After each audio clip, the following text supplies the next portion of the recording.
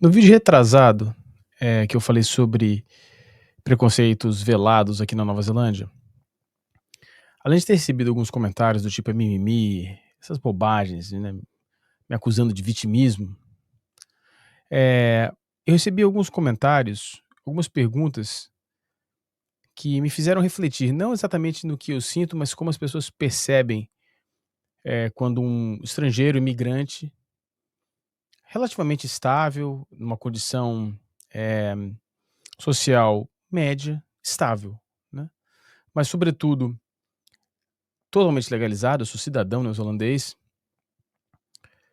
eh, faz uma crítica ao país onde está. Uma crítica séria e uma crítica a um aspecto que eu dificilmente vou conseguir mudar, que é esse preconceito velado. Só para recapitular, quando eu falo em preconceito velado, eu tô falando de, por exemplo, uma situação onde não é algo explícito, não é alguém te chamando de imigrante sujo, é, por exemplo, uma dificuldade numa promoção, é você ter dificuldade de ser bem recebido, ter o mesmo tratamento, de uma maneira discreta, mas de uma maneira que, somada, ela afeta o seu dia a dia, a sua rotina. E eu falei no vídeo passado, retrasado, na dificuldade de eh, se combater isso. Uma das posições que foi colocada e discutida nos comentários é você abstrair, ou seja, você não ligar para esse tipo de situação, você simplesmente deixar passar, falar: é o que é e bola para frente". Eu não tenho essa facilidade, não consigo fazer isso, não tenho essa habilidade. Mas enfim, essa foi a introdução para discutir um outro comentário, que é a pergunta que recorrente aqui no canal: se vale a pena. Não porque o Brasil é melhor do que a Nova Zelândia em receber estrangeiros. Eu não acredito que seja, não tenho certeza, mas eu não acredito que seja. É preciso lembrar que quando o brasileiro que mora no Brasil, que viajou pouco e que tem pouco contato com o estrangeiro diz: "Ah, o Brasil é o país mais receptivo do mundo", ele provavelmente está se referindo a um estrangeiro, a um gringo, né, o gringo brancão, de olho claro e etcétera. Não sei se é essa mesma visão que um imigrante, por exemplo, da Bolívia, da Venezuela, do Haiti, da Nigéria, de Gana, de Angola tem sobre o Brasil, não sei. Eu sei que esse grupo, esse esse essa esses imigrantes desses locais, eles têm um tratamento diferente de um norueguês, não tenho a menor dúvida. Mas isso é uma outra discussão. A discussão é sobre valer a pena morar fora do Brasil, não porque o Brasil é melhor, mas por ser brasileiro, eu não passaria por essas situações. A minha esposa seria uma gringa, né, loura de olho claro, enfim, claramente ela não consegue se misturar. Então ela se beneficiaria da aparência dela para ter menos sofrer menos preconceito do que eu sofro morando num país prioritariamente branco, enfim, isso porque para o brasileiro eu sou branco, né, mas para cá eu não sou, eu sou, miscigenado. Não interessa o que eu seja, né, não interessa como eles me percebem, né, enfim. Mas claramente, se a cor da pele não é inteiramente reveladora, o meu sotaque eu não consigo eliminar o meu sotaque de estrangeiro, latino. Então, estabelece essa discussão e a pergunta que foi feita é se ainda assim vale a pena. Bom, não tem essa resposta, né, não vou aqui responder por ninguém, mas há um componente, que é o componente financeiro, que pesa para o Brasil, por incrível que pareça. Eu, no Brasil, teria uma condição financeira muito melhor do que eu tenho na Nova Zelândia, sem a menor sombra de dúvida. Isso não é uma regra, nem todos teriam, talvez a maioria tenha uma situação financeira melhor na Nova Zelândia do que tem no Brasil, mas não é o meu caso. A posição que eu tinha, as ofertas de trabalho que eu recebi quando estava saindo do Brasil, e ainda hoje, né, muitos anos depois, mais de 15 anos fora do Brasil, eu ainda tenho bons contatos com profissionais que possivelmente me garantiriam uma volta ao mercado, não na situação onde eu estaria se tivesse ficado no Brasil, mas ainda numa situação relativamente confortável. Se eu tivesse ficado no Brasil, certamente estaria numa situação melhor, do que eu estou hoje. Quando eu estava no Brasil, no meu último ano no Brasil, a minha situação financeira era melhor do que a que eu tenho hoje aqui na Nova Zelândia. Então, acreditando que a minha situação financeira melhoraria, que minha carreira progrediria, eu estaria melhor.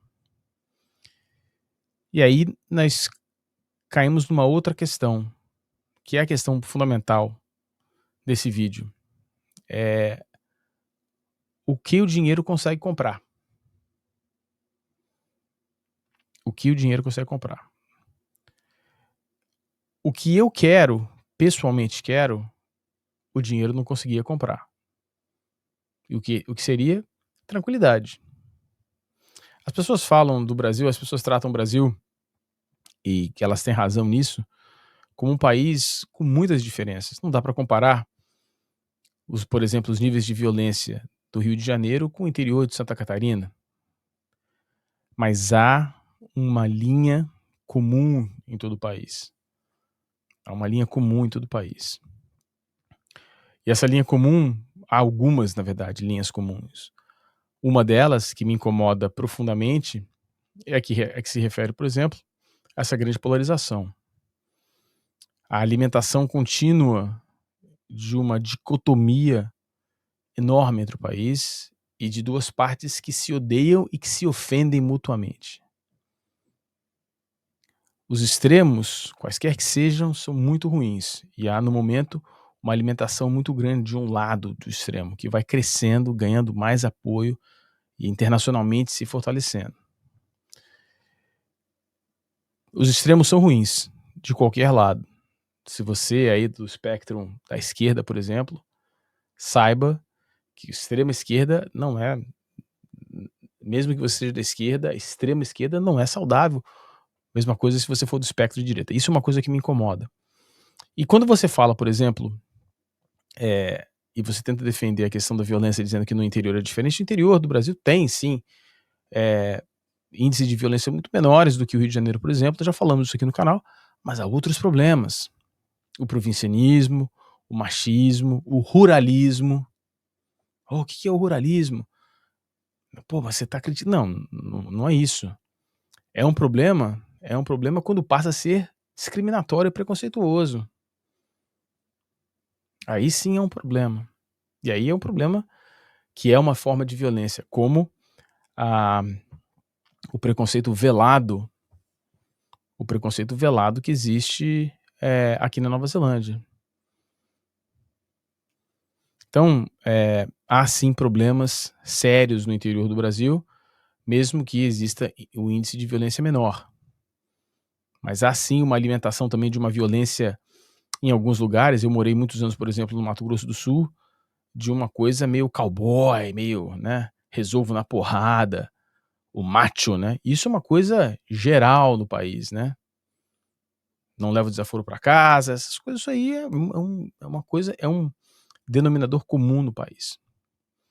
E a gente volta para a pergunta: o que o dinheiro consegue comprar? O dinheiro não consegue te afastar de todas as relações que você tem fobia. Não adianta. E apesar daqui eu conviver diariamente com um certo nível de xenofobia e preconceito, ainda acho que vale a pena. Porque eu não convivo com outros tipos de violência. Uma coisa que eu estava discutindo com um amigo meu brasileiro recentemente, aqui fizeram, onde eu moro num bairro bem afastado, fizeram uma grande intervenção na comunicação visual dos parques e etc. E eu caminhando o caminho com frequência, eu vi essas novas placas e elas são tão frágeis, é um material tão frágil, e na minha cabeça, quando eu vi aquilo, eu falei: "Puta, não vai durar uma semana". Porque minha cabeça era uma cabeça de brasileiro ainda, que achando que alguém ia quebrar, tá lá, né. Essas placas estão lá faz meses, na verdade. Mudaram a comunicação visual, minha esposa falou que mudou no ano passado, e estão lá intactas. Ou seja, o que o dinheiro pode comprar? O dinheiro pode comprar, por exemplo, a minha esposa com uma amiga e a minha filha, de 3 anos de idade, no verão, ir nadar no rio aqui perto de casa, que é menos de 500 metros aqui de casa, e voltar à noite no escuro, sem iluminação pública, sem correr risco e sem que haja preocupação, isso o dinheiro não compra. Essas coisas o dinheiro não compra.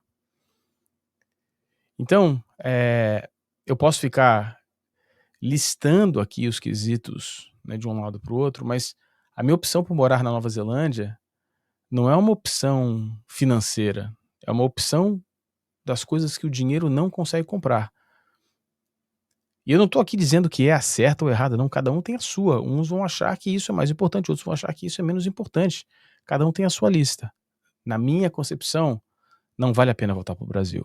Talvez eu precise voltar para o Brasil em algum momento da minha vida, apesar das possibilidades que eu tenho, eu não tenho problema de passaporte, eu tenho passaporte italiano, eu tenho passaporte neozelandês, então eu tenho outras possibilidades que não são necessariamente voltar para o Brasil, mas talvez eu precise voltar, nunca se sabe.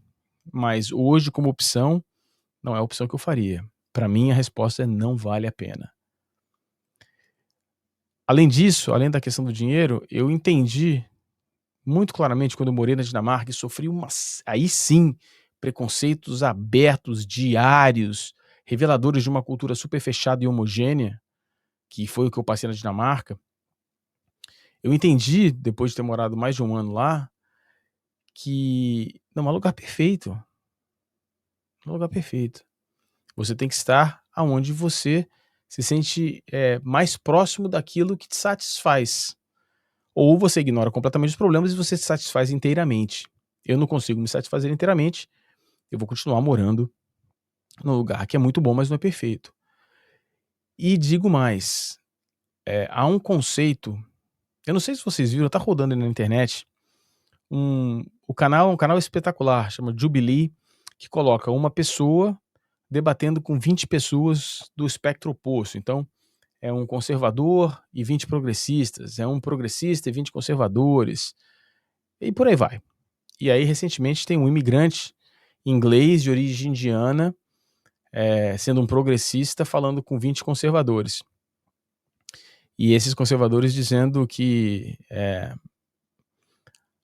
falando sobre ser americano, o que quer ser americano, há uma desconexão absurda nesse comentário, que é o seguinte, um país não é feito apenas das pessoas que nasceram no país. Não é. Não é.